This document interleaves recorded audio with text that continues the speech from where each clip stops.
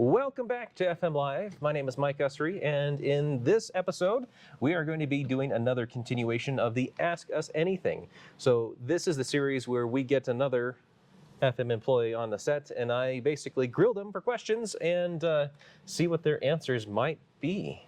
Now, of course, this is all going to be about Jeremy. So Jeremy Ferber, he's our operations manager, and of course he does lots of other things here at FM. So thanks for having you on the show. I certainly appreciate it.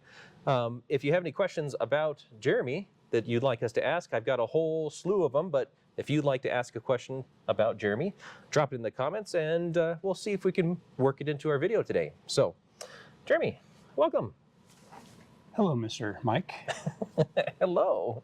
So I'm going to pass this back and forth to you, but basically we're just going to do questions back and forth. All right. And most of these are prompted from our viewers and customers and friends out there that, of course, want to know all of the nitty-gritty things about you. So let's jump in with some easy ones first. How long have you been at FM, and how did you start here? Well, that's a fun story. So back in the old days, I was a customer. Well, let me back up a little bit. Is this prehistoric or? And this is actually something that may come up later in the interview, but I'm an RX-7 guy in Miata clothing. So back in the old days, I had a host of RX-7s, turbos and non-turbos.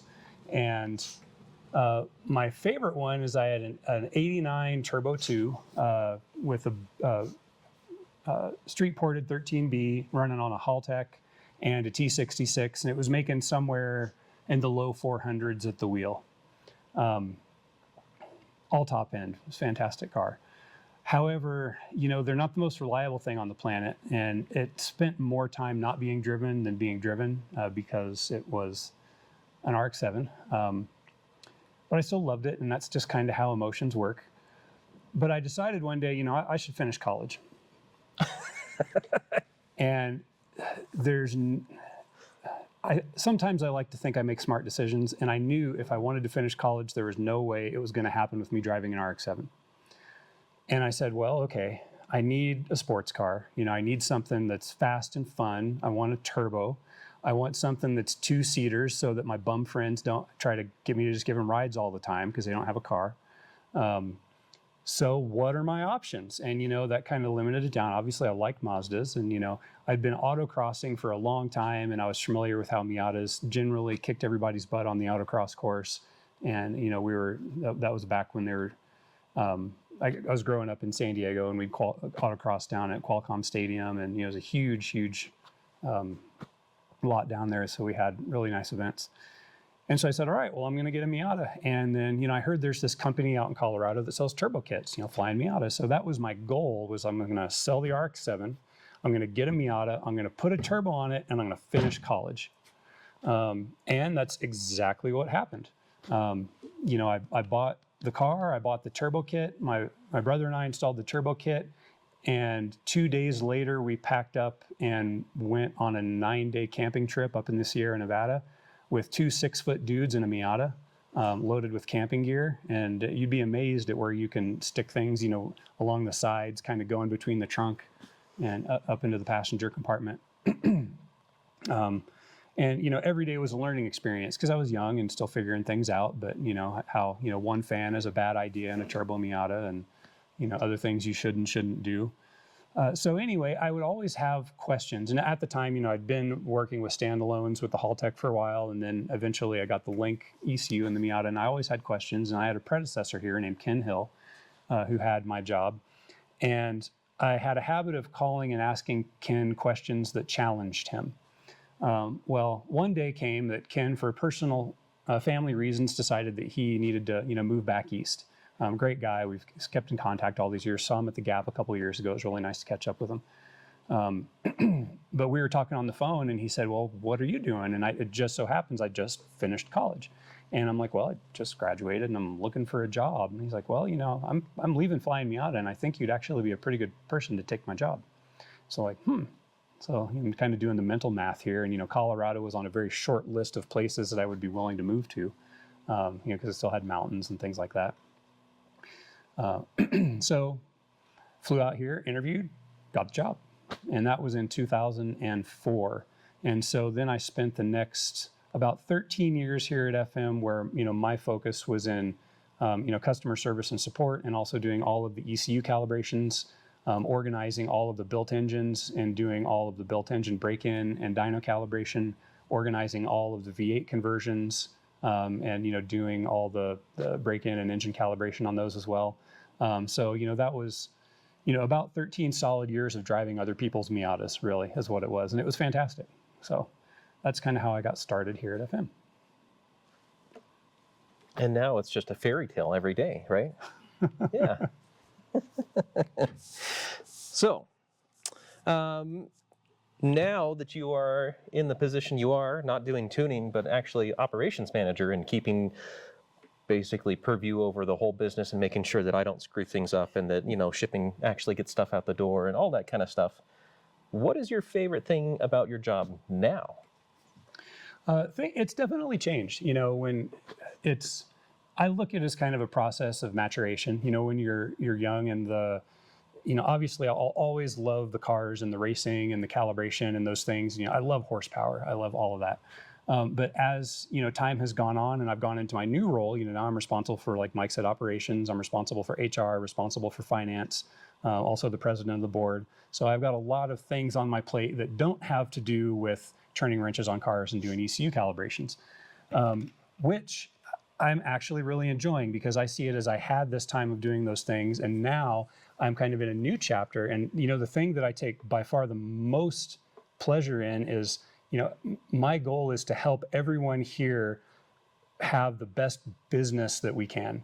And how can FM be a better business? How can our employees all work together better? How can we all row in the same direction? And all these things, how can I work on the business to work with all the other people here that are on our team to make FM the best business that it can be? And that's really when I wake up every morning thinking how much I love my job, that's what I love most about it, is really just being dedicated to making FM the best business that it can be, and making our employees the best that they can be at their jobs as well. So and all it's a huge scope. You could talk about that stuff for hours, but that's really what I enjoy the most these days. So it's different than it was 15 years ago, but I see that as a nice kind of natural change in the flow of what someone's career might hopefully look like if they were to look and say, hey, what might my trajectory be if I work for a company for now I've been here 18 years, and I hope to be here for that much longer. So I'm really happy, actually. So excellent. Well, congratulations, by the way. I was going to say, I think we might even have an employee who's younger than how long you've been working at FM, but we're not quite there yet. So right, we're working on it. So looking into the present rather than the past at this point, how many Miatas have you owned versus how many do you currently own? And we know that you've had a few in the past, but can you tell us a little bit about what you've had versus what you have now? And do you have a preference versus past Miatas and what you currently drive? Yeah, sure thing. So my first Miata was a 94 R package, and I got it. It was fairly high mileage when I got it. That's the one that got the initial turbo kit. It ended up having a couple different turbos on it, had the Link ECU on it for the whole time. I drove it, raced it, autocrossed it, did all the things with it, finished college with it. That's the car that I had when I moved out here for my job. And a couple years went by and I was bored. And like I said, I'm kind of an RX-7 guy in Miata clothing. And so I decided, hey, I'm going to stuff a 13B in this thing. And we got pretty far down the project, but I was doing it in a buddy's garage, and it just got to the point where this isn't tenable anymore. So I ended up scrapping the project, selling the parts, and I sold the chassis to Mr. Tanner, and that is now the Targa car. It was my original 94R. Keith turned that into the Targa car, so it still lives and roars. And then a couple years later, I got a 95R package. Had that for a while. That was a black one. My first one was a red one. Had it for a while and ended up selling it to a local guy who destroyed it, which was really sad. I still kind of regret that because it was a nice car. And then after that, and this one was probably my favorite just because of the cool factor. I had a 2003 Club Sport, one of the soft tops. So they made 50 soft tops, 50 hard tops. If you know about what the Club Sport was. So this one was a soft top, and when I got it, it was actually a customer of ours, and it had been here at the shop for work for a very, very long time. I won't get into details, but there are reasons why it was here for a very, very long time, years. And I finally called up the customer and said, hey, look, let me just buy the car from you. And we worked out a deal. I sent him a check, and I just bought the car. Honestly, that one was probably my favorite because, I mean, how cool is it to have a Club Sport? I've only ever seen a few of them. And it was just a really great car. It was really tight. And when I had it, it was a 2003, and this was probably 2008, 2009 or so. And it was like, I think it had 3,000 miles on it. So it was super young, super tight because I'd been at the shop for years. And it was just a fantastic car. But, life goes on, and, I got married and things happened and ended up selling that one too. I have a habit of, with my toys, buying and selling a lot of stuff. So, I'm not a hoarder. I like to get the experience and then move on and get new experiences. And then some time went on, didn't have one for a while because, like I said, I had a solid 13 years of my job involved driving other people's Miatas, which was fantastic. And I very much appreciate that time that I had. And it gave me lots of experiences driving lots of cars.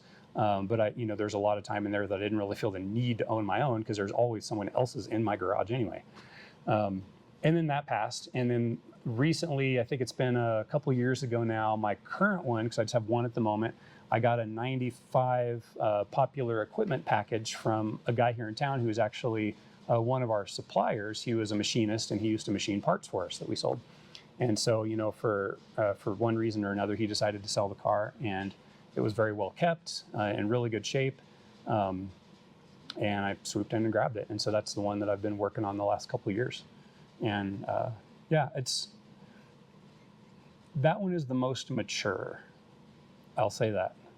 The other ones, it's also the very first one I've had with power steering, which goes a long way towards making it mature, let me tell you. So, that's been my Miata journey. So you 16 years into Flyin Miata before you had a car with power steering? Am I doing the math right? Correct. Correct. That's impressive. Well, and also as an honorable mention, the car that I put the most miles on was probably Pokey, our 95 that we had with the big stroker engine and FM2R turbo that we sold on Bring a Trailer a couple years ago. I spent the most time driving that out of anyone here for sure. It was just kind of, I don't want to say it was my car, but if possession was 9/10 of the law, I guess that was kind of my car. That one also did not have power steering, but it did have 400 horsepower when we were running on E85. Yeah, that one was a lot of fun. I do miss that car sometimes. Well, let's see. Let's take a break from Miata stuff and ask some questions about you. One of the popular questions, well, actually, I'll save that one for later. One of the other questions, since you mentioned California, is, I don't know, I think some of the people out there know, but I know you're into surfing. So do you still surf? Where do you like to go? You don't have to tell me all your secret spots, but anyway. I could tell you, but I'd have to kill you. I don't surf, so I'm not that interested. I grew up in the town of Encinitas, California, which is a beach town in North County, San Diego. And it was a phenomenal place to grow up. Went to college at Cal State San Marcos. Got my degree in economics, actually, is what my degree is in. I still, even though I live out here, myself and my family, we go on regular trips to the beach. I go on regular surf trips and hang out with friends, either just to do strafing runs and, hop on a flight and go down for a long weekend, or we'll do big family trips where we'll get 3 or 4 or 5 families and, go somewhere tropical and, hang out and do a week vacation kind of thing on the beach. But my wife is also a scuba diver. And so it's pretty easy to convince between the two of us that our vacations are pretty much all beach vacations where we can, surf and or scuba dive. And it's just, it's just something that I will always love to do. And it's kind of hard to describe if you haven't done it, but it's a hard pill to quit. So. As far as spots, You can keep it general. yeah, I don't need to know your secret spots. we go to tropical places. Our favorite place to go is Tavarua Island in Fiji. So that's actually our favorite spot to go by far. But other than that, we like to go around. So we're actually thinking about a Costa Rica trip next year. We're looking at maybe the Canary Islands. It's something that we have this group of families. And if you have a family and you have an opportunity to travel with other families, in our opinion, it's super awesome because everyone has camaraderie and things to do, and you're traveling with people you care about. And so you're not just showing up in a random place where you don't know anybody. So doing group trips to us is super duper awesome. You can spread out the cost. The wives have wives to hang out with, the kids have kids to hang out with, the guys have guys to hang out with. You can hang out with your family, you can hang out with your friends. It just makes it so that you've got this time where you have so many options of things to do versus just kind of, sitting in a hotel for a week where you don't know anybody. So highly recommended if you're into travel. Yeah, that's a good point. And of course, beach vacations. I could do that pretty much every time and be totally happy. So even if I'm just splashing in the shallows, that'd be great. All right, so maybe let's jump back into Miata things a little bit here. We're going to touch on some of the tuning stuff because you did do a lot of tuning in the past for us on aftermarket ECUs. So one of the questions we got was asking about, generally speaking, tuning a Miata. Which Miata, generation-wise, would you say has the most opportunity as far as expandability, as far as horsepower, as far as just breadth of tuning capability? I'll leave it there. Let's leave it a little open-ended. All right. Well, you can tune a Miata, but you can't tune a fish. So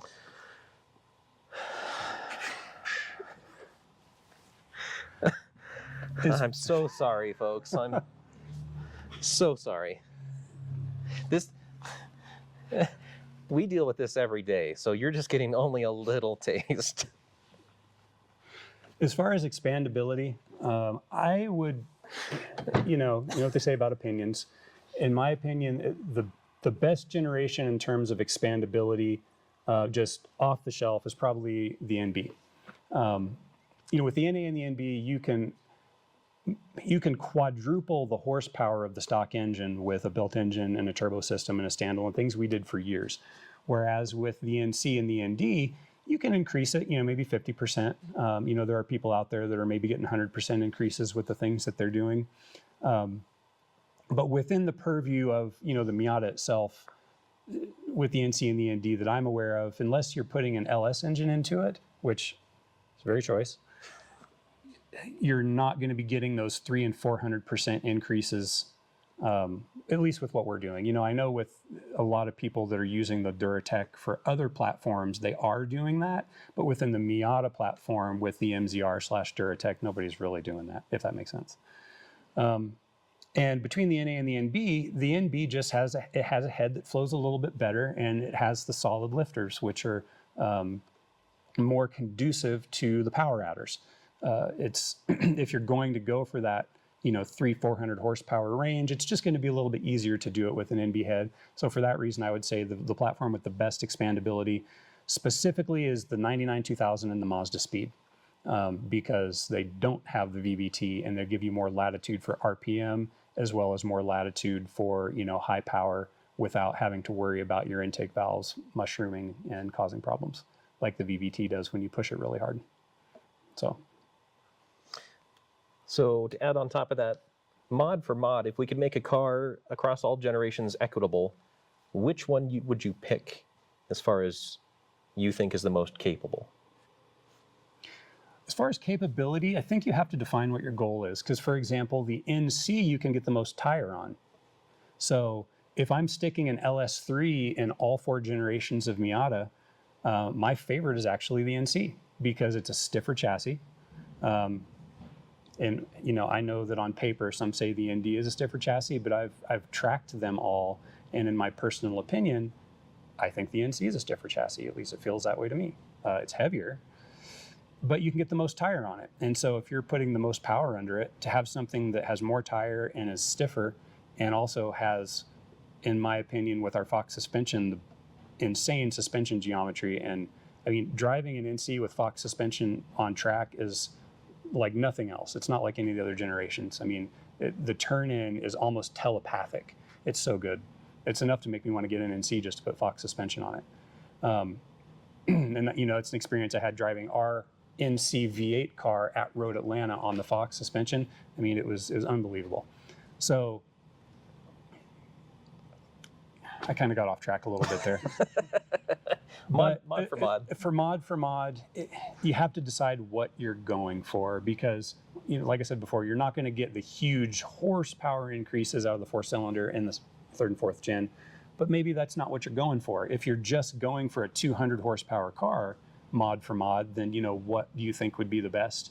If I was going for a 200 horsepower car mod for mod, I'd probably go for an ND1 with the turbo kit on it, because it is very light and nimble, and it has all of those things going for it. You know, the ND1 is the same weight that my 94 was, about 2,300 pounds. At that power level, you know, I think it's about the sweetest platform, and that particular turbo kit has far superior response than the turbo kits on the NAs and NBs. Just with the higher compression engine and, you know, the turbocharger that was spec'd out for that setup, the response is wicked fast. Wait till you see the NC turbo. We've actually got some stuff we're doing in the background where some options for that are even faster. I mean, it's wicked fast response in some of these NC turbos that we're using. And the NA and NB turbos just can't replicate that. So while they can get more absolute horsepower, I think the NC and ND turbos are a little bit more fun to drive because their power band and their response are more immediate.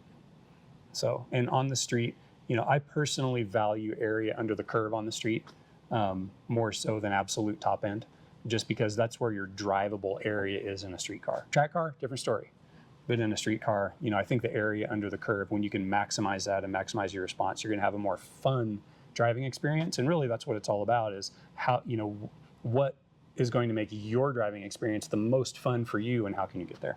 So for me, you know, about 200 horse on either one of those would be super sweet. Fortunately, the NC is going to be more than 200 horse. So even sweeter. Agreed. More news on that to come, of course. So, more preferential questions here. In a few short words, list your favorite things about each generation.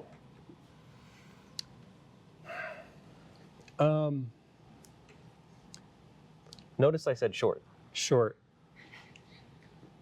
My favorite thing about the ND, well, my favorite thing about the ND2 is that it's the best stock Miata to ever come off the assembly line.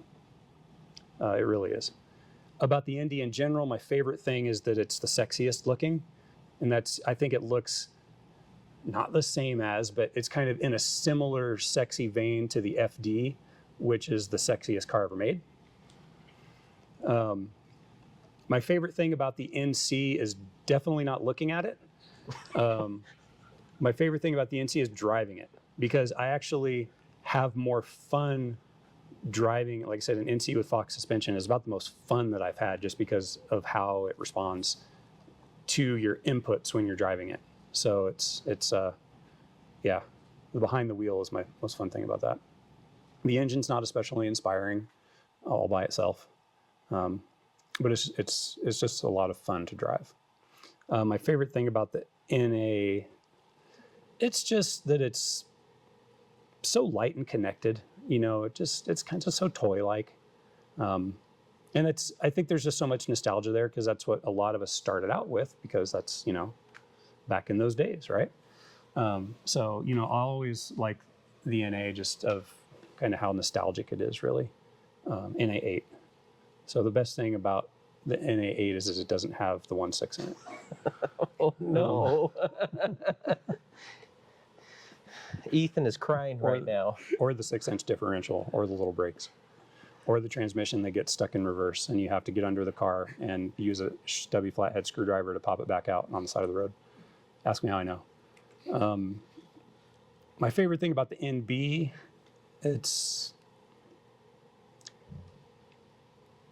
I like the NB a lot, but I'm more of an NA guy. The NB, I'm 6'2", and the NB is just a little tighter. It is stiffer. It is more capable. It does, have all the things everybody knows about. But I'm just a little squished in it. So, it's not that it's any less of a car, but I just don't like it as much because compared to my NA, every time I get in an NB, I just kind of feel like this because I'm a tall guy. So that's a total personal thing. But we're talking about the best things right now. So what's your favorite thing about the NB generation? My favorite thing about the NB generation is that they were brave enough to make the Mazda Speed and to put all of the best attributes of the engine and driveline into that car. Even though they made a piss poor choice for the turbo, that actually is good for us. Thank you. But the fundamentals of the car, I'm happy that they went out of their way to actually put together a package that had super, super solid fundamentals based on the best thing from all the other stuff from the NAs and the NBs. And then do us huge favors by putting absolutely terrible suspension and the wrong turbo on it. And then we can sell better parts. So yeah, fantastic.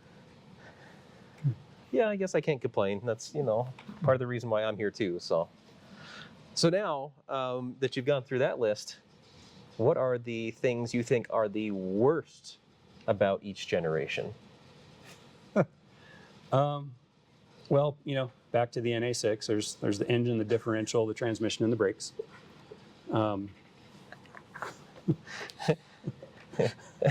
So I Is see Ethan watching? Ethan is fiercely defending the 1.6 Master Race right now.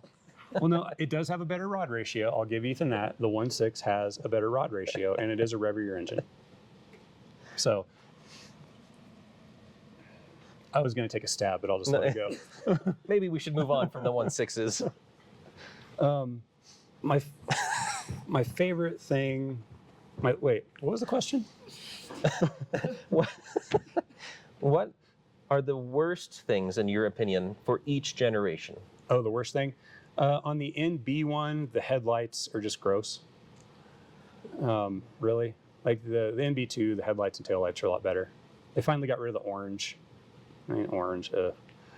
NC1, the whole thing's just unattractive. NC2, they put some nice body panels on it. They cleaned up the look. And NC2 and 3 are much more attractive, in my opinion. So as a whole, for the NC generation, Yeah. what would you say? Yeah, it's just not much to look at. Oh, okay. Well, But it's really fun to drive. So, you take the good with the bad. ND, I don't know if I can think of a bad thing about the NDs. I really can't. The NDs are a little more trouble for me to get in and out of because of the geometry of the door. I'm a tall person, and the way the door swing is on the ND, I've really got to kind of contort myself to get in and out of it. But once you're in it, who cares? I had a car with a racing seat and 5-point harnesses for a long time where I had to take off the steering wheel to get in and out. So that's kind of nitpicky. When I first met my wife, I picked her up for a date, and she saw this little car with this 6'2" dude getting into it with racing seats and harnesses, and man, she had a funny look on her face. I bet.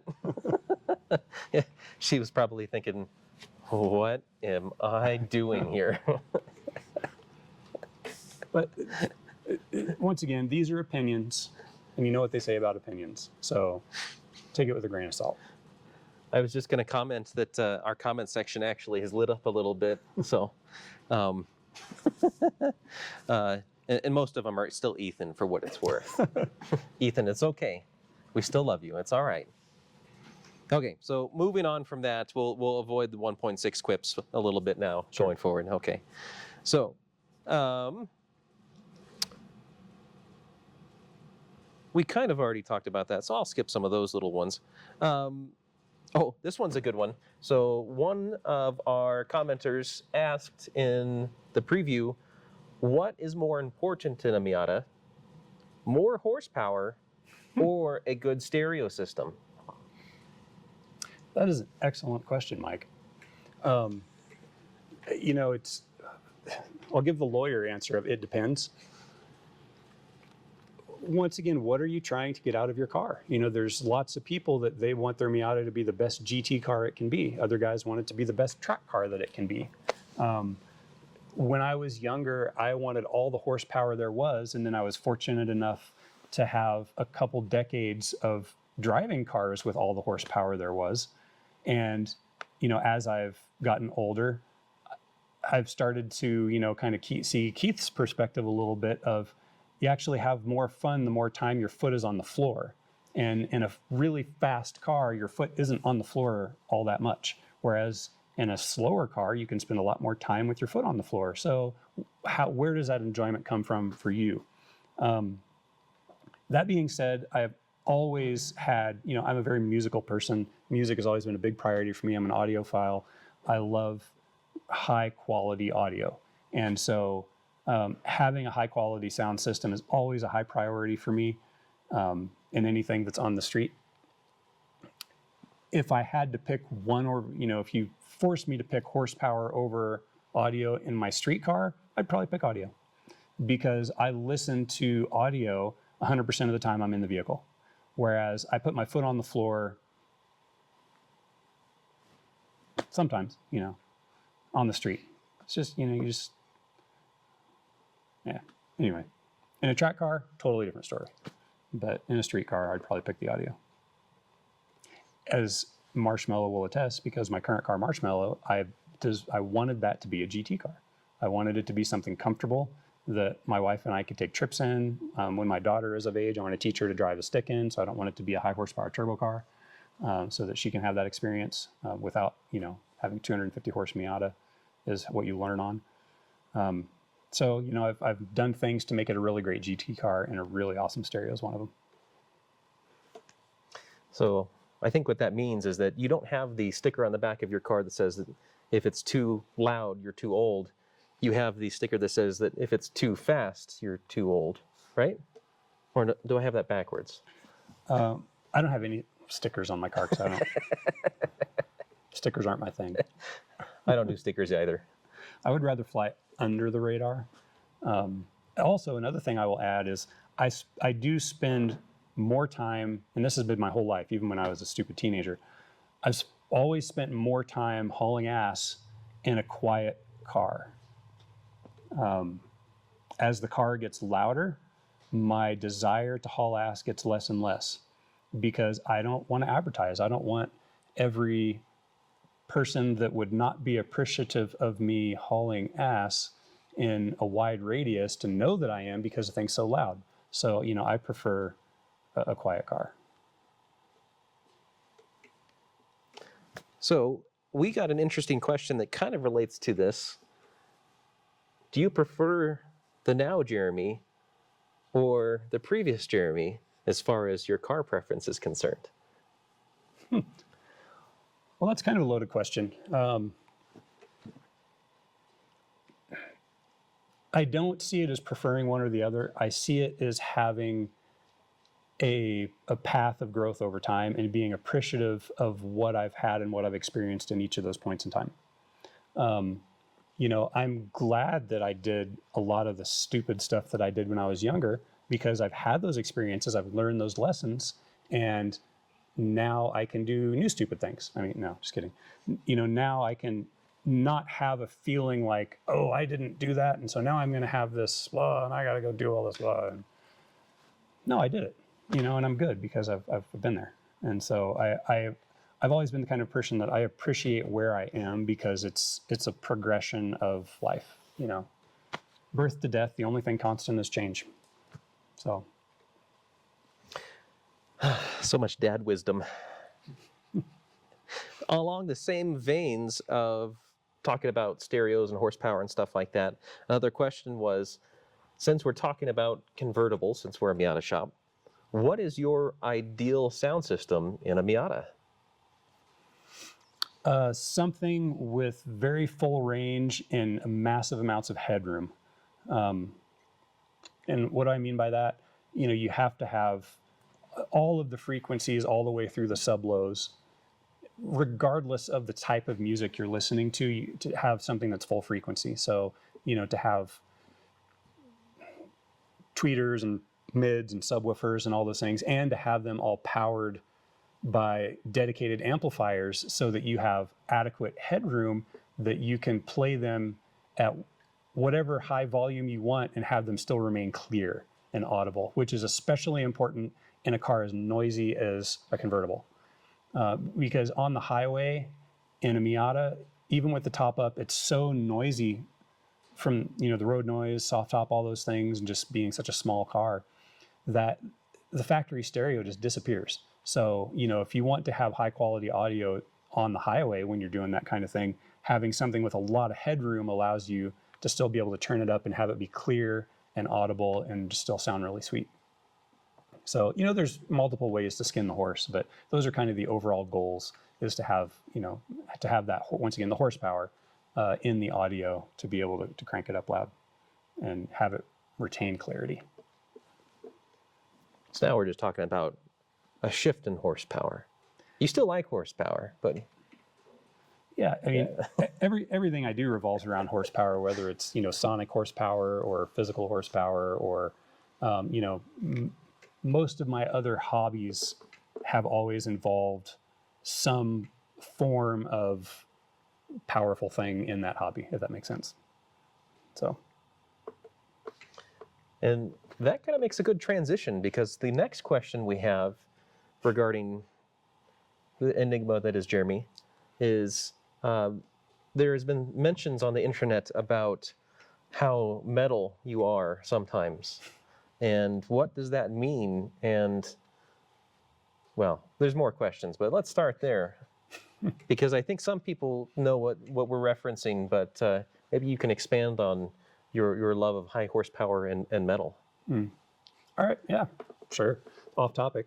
I've been a guitar player since I was 14, and I've always, as a player, always been into heavy metal and other heavier types of music, punk and thrash and hardcore and things like that. I love all types of music from a listening perspective. I like to go to any concert of a band that is good at what they do. I would appreciate and I would enjoy going to, regardless of genre. But as far as what I like to play challenging technical things that are, anyway, I've always really kind of found my love of the heavier styles of playing there, because it's cathartic. It allows you to get out some aggression and, just be able to release some of that energy in a way that's productive. So yeah, I've been doing that my entire adult life, really. And yeah, what do you want to know? Do you want to plug any of your stuff? If you want, I do have a local metal band here in town. We play shows here at the local theater a few times a year. We're recording an album right now just for fun. It's just something I've always wanted to do for fun. So I've got I'm into guitar geekery, kind of similar to the ECU calibration thing. I like technical aspects and I like deep diving into technical things. So I've always been into, kind of the geeky side of high-end guitar stuff. And so, I've got a YouTube channel that kind of goes down the rabbit hole of, certain types of some of that higher-end metal-focused guitar gear. And then that's also where I put up the stuff for the band as well, just for fun. It's something. I don't like sitting around. Like, you'll never find me just sitting around at home. Like, I got to be doing something. I have to be productive. Because, if I don't do something, it's just a wasted day. And then I just, have regrets about wasted days. So I want to always be doing things and being productive and trying to, whether it's working or doing personal hobbies or whatever, just always be active and doing things. So, yeah, if you want to check it out, it's the YouTube page and on all the social media. My band is called Titan, like Tighten Your Fist. It's at titan.metal, how you find us on all the YouTubes and socials. If you want to hear me yelling and playing loud things, and that's the place to do it. So, and it's funny because most of the people here, I've been doing this since I was a kid, and obviously now I'm no longer a kid, and trying to act and look semi-professional some of the time. So, the people that just know me from work, they don't expect it, but it's like, this is just something I've been doing my whole life, and it's just, when something like that's part of who you are. It doesn't define me. Like, I don't feel like I need to look that part, but it still is a part of who I am, if that makes sense. So contrary to your last statement, and you can tell me if your vocal cords aren't very warmed up right now, but one of the questions was that they did want to hear your metal scream. Can you do that on camera, or not at the moment? Well, I don't have a guitar in my hand, and if I try to sing without a guitar in my hand, it's probably going to sound terrible. But I don't know, maybe we can put a little link here somewhere to my music page, and if anybody wants to go hear any of our songs or anything in a produced way that actually sounds pretty decent compared to me just yelling here in our warehouse, that'd probably be a more productive way to do it. Okay, I guess. We'll link that definitely in the comments, and Travis will do his magic on that one. After we get off, I'm going to yell at Mike. This wouldn't be the first time.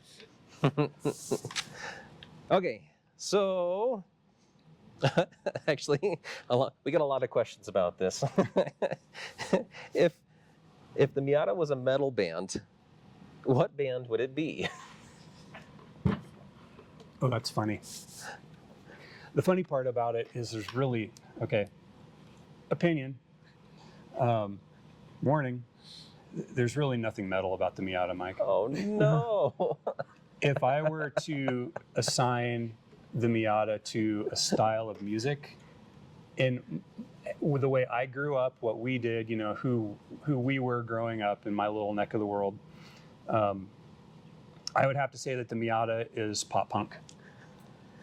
And if I were to, I actually thought about this a little bit at one point.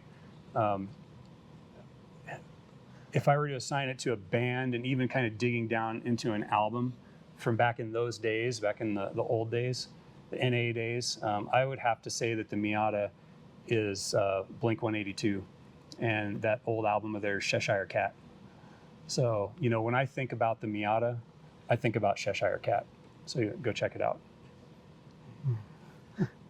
I might have to listen to that on my drive home. I haven't thought about that in a long time. That's awesome. Okay. Back to Miata stuff in general and away from music a little bit anyway. What would you like to see in the next generation of Miata? Me. Okay, fair enough, but what things about the next Miata would you like to see? I would like to see the people who are responsible for paint colors at Mazda be fired and have them hire somebody from maybe like Toyota or any German car company to do the paint colors. I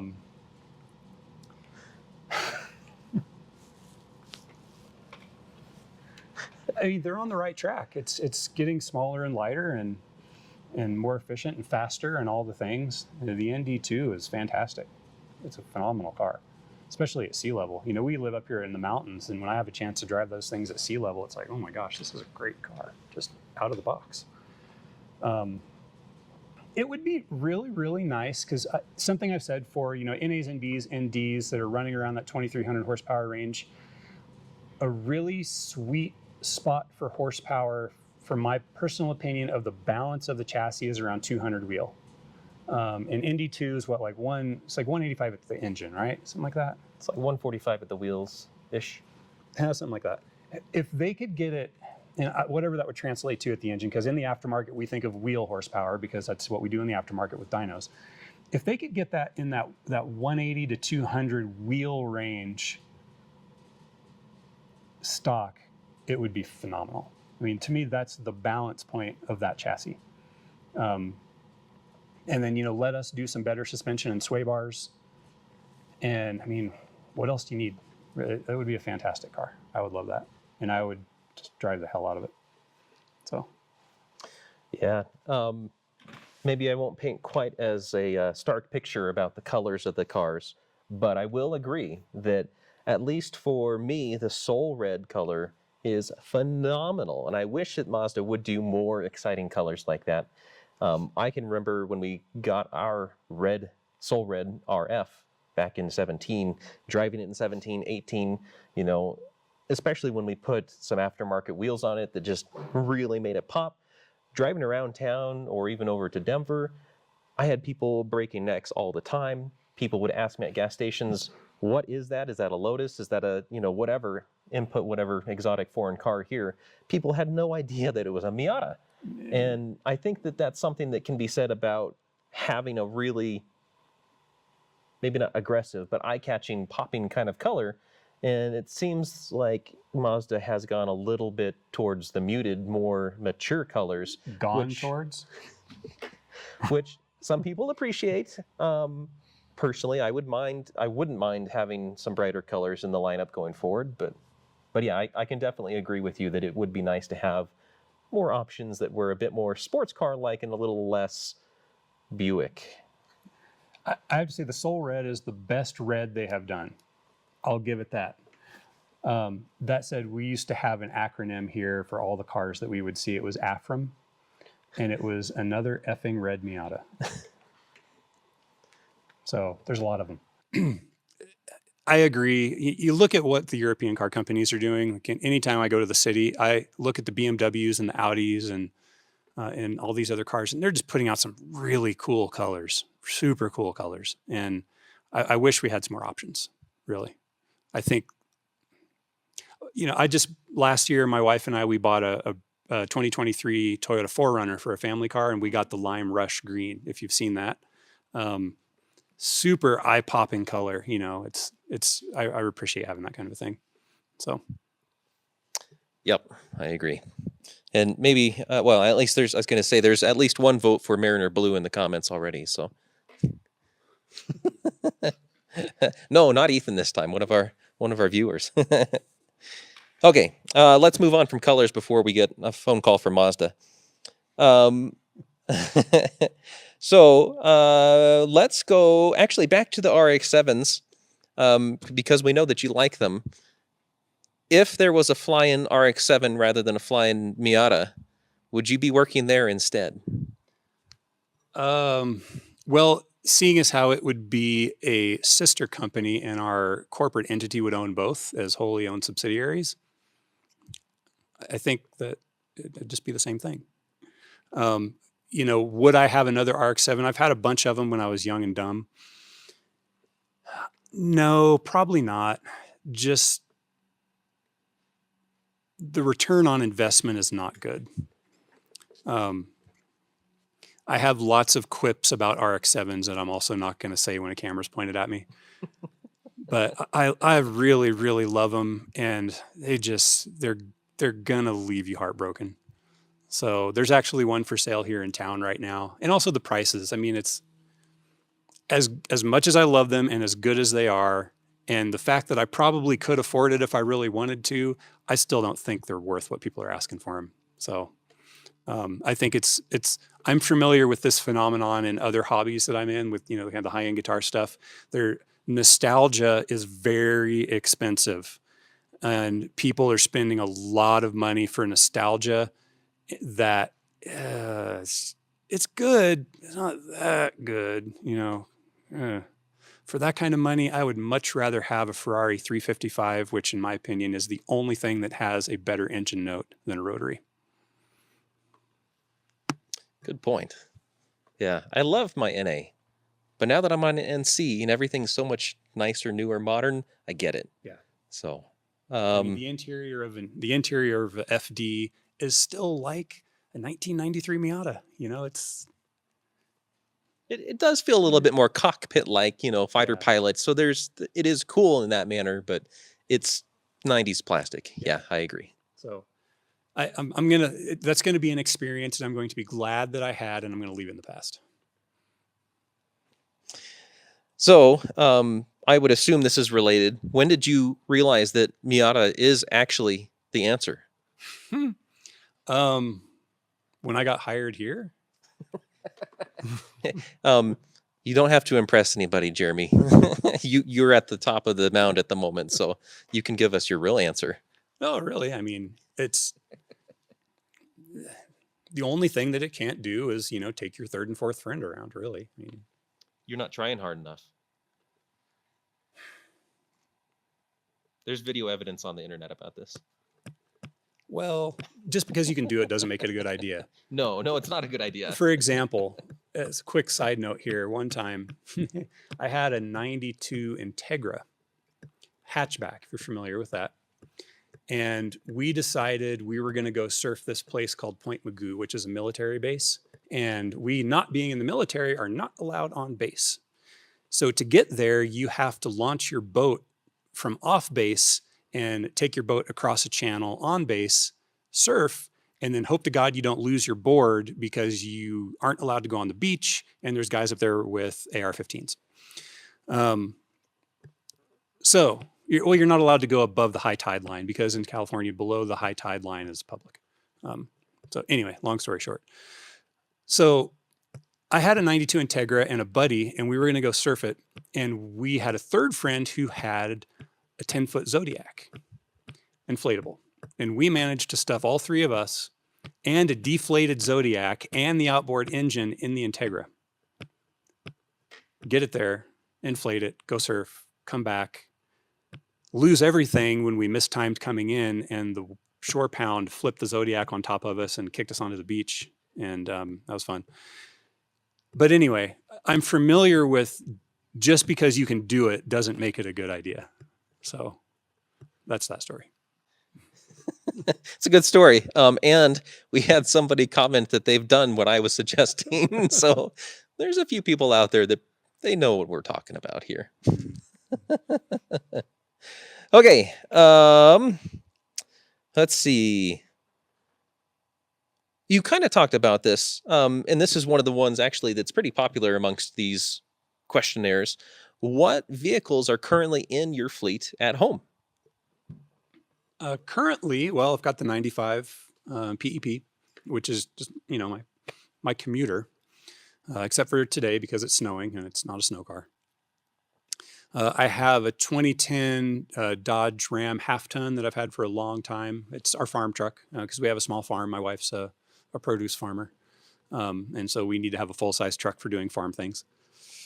And it's been fantastic. It's about 400 foot-pounds of torque and all the power that I could want in a truck. So I'm really, really happy with that Hemi engine. And it's very comfortable. It's independent. Well, it's not leaf springs. It's got coil springs on it.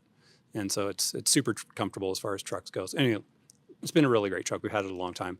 And then about a year or so ago, we bought a brand new 23 4Runner, like I said, in the lime rush green, a TRD off-road premium 4Runner with the lockers and all the fun stuff. And so that is our current fleet of cars.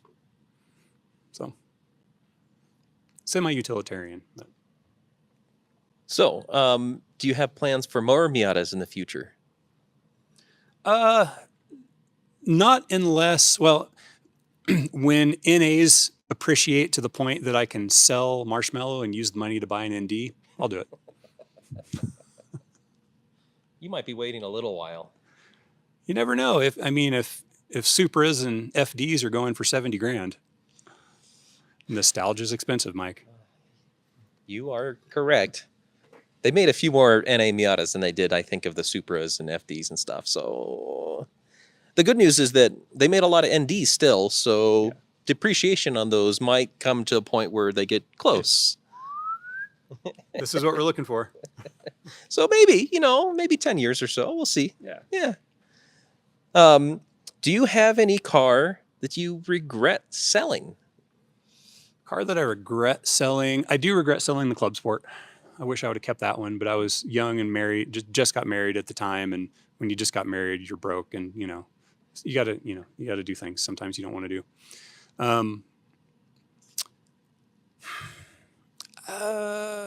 I don't regret selling the RX-7s, although my big horsepower one, I actually every once in a while still talk to the guy that bought it. He lives in Indiana, and he did a really nice job restoring it. And it was absolutely the right guy to sell it to because he's taken immaculate care of that car, and it honestly is in way better shape than when I sold it to him. So I'm happy to see that he took care of it and did all the right things. So that was a win, I think, not a regret. So I've had some Land Rovers that were phenomenal, but I do not regret selling them at all. but they were super. It was kind of like an RX-7. They were awesome for what they did off road. They were awesome, but they were also a huge pain in the ass. So I'm glad to have had the experience, and I will leave it in the past. And every time my wife looks at a new Range Rover, and I just say, nope. Yeah. I imagine they've come a little way since then, but yeah. All right. I think let's wrap it up with one final question here. What is your favorite non-Miata dream car? Well, if you're dreaming, of course, it's, an FD with perfect body kit and dished wheels and all that. In a rotary that doesn't blow up, right? It's called an LS3. Oh, right. But that's a dream, and that's why they're dreams. You don't want them to become reality, because then that takes the shine off of them. As far as a car that I would actually own, I would really like to drive a new Supra. The new Supras are really sexy, and they look like Indies and FDs. It's that thing that they have. If I was going for a sports car, we love this 23 4Runner. I could not be happier with this thing for a family vehicle. It is perfect. We're super outdoorsy. We spend a lot of time in the mountains, and having a TRD 4Runner is just absolutely perfect for what my family does. But for a toy, yeah, I would really like to get behind the wheel of a new Supra. So I have yet to drive one myself, but I do look at them and wonder, that looks like that could be a lot of fun. So I can see what you're saying. Yeah. Well, it's the BMW engine, right? I think so. I think it's a BMW straight six, from what I understand. And I love driving BMW straight sixes, but I'm just not interested in owning a European car off warranty. I've done it. I've had that experience, and I'm glad it's in the past. So to have Toyota reliability with a BMW straight six in it, I mean, I haven't driven one yet, so this is kind of on paper and in theory, but that could be a serious home run, because I think other than a rotary, I think the straight six is probably the best engine there is. I mean, straight sixes are just bomb-proof, and you can do so much with them. So it's a fantastic, from anywhere from the old Supras to, remember the Jeeps, when Jeeps had the straight six in them, those were bomb-proof. One of the biggest mistakes is when they went to the V6. So yeah, straight sixes are great. So I think that could be a really fun car.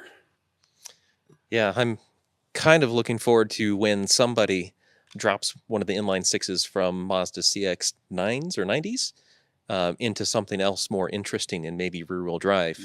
So I'm in the same boat. I love a good inline six. Yeah. So okay, we've been at this for about an hour now, so I suppose we should probably end it here. So thank you all very much for watching. We appreciate it. I hope that you learned some fun facts about Jeremy. Hopefully none that scare you too badly, but of course, if you're interested in some of the more metal kind of things that he was talking about, of course, we'll have some links to those down in the description, so that way you can check them out if you want to. Also, before we end here today, I do want to make an announcement that our lovely Ron Burgundy is now listed on Bring a Trailer. So Project Ron is now reaching the final, basically, here at Flyin Miata. It's done its time. It has gotten all the modifications and upgrades that we are planning to do to it here, and now it's time for it to go on to its new home. So if you are interested in potentially owning Project Ron, or if you just want to see all of the crazy stuff that happens over at Bring a Trailer, because there's always some good fun right before the auction ends, head on over to bringatrailer.com. We will also put a link to that in the comment section here live, as well as after the video has been posted. So, and of course, if you want to see more about what the heck Project Ron is, what we've done to the car, we also have a complete build series on YouTube that we will link also in the description below. But there's literally hours of content about what we've done to make Project Ron into such a great driver's car. So that's my spiel for right now. But otherwise, thank you all for watching. We appreciate it. Oh, Jeremy, thank you. I was going to close too. So. He actually wanted the mic. He didn't want to shake my hand. But yeah, so thank you very much for watching. Jeremy, I'll let you have the final closing remarks. Yeah, thanks everybody for tuning in today. These are always fun. I know there is a few tech kind of questions in here that I'm always happy to answer these tech questions. If you want to run it to our customer support team, the customer support Support at. support at flyinmiata.com. There we go. Yeah, I was like, is it? No, it's not coming. So support at flyinmiata.com. If you want to send those over, we'll be happy to get you back. The CSR team can answer if they have questions. I can fill in as well. So that way we kind of kept today just a little bit more personable and not diving too much into the tech support stuff. So yeah, or if you put the stuff in the comments when this ends up on YouTube, also the customer service team or someone will see that and we can comment there as well. So always happy to jump in with that tech support stuff as appropriate. So if we missed your question, there's your outlet. And yeah, thanks so much for being here. And remember also, if you like this kind of thing, please remember to like and subscribe to our channel.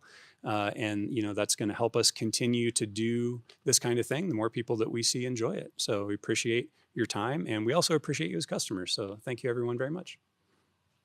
Awesome. Thanks, Jeremy. Thank you, everyone. And we will see you next Thursday at 2 o'clock Mountain Time. Have a good one.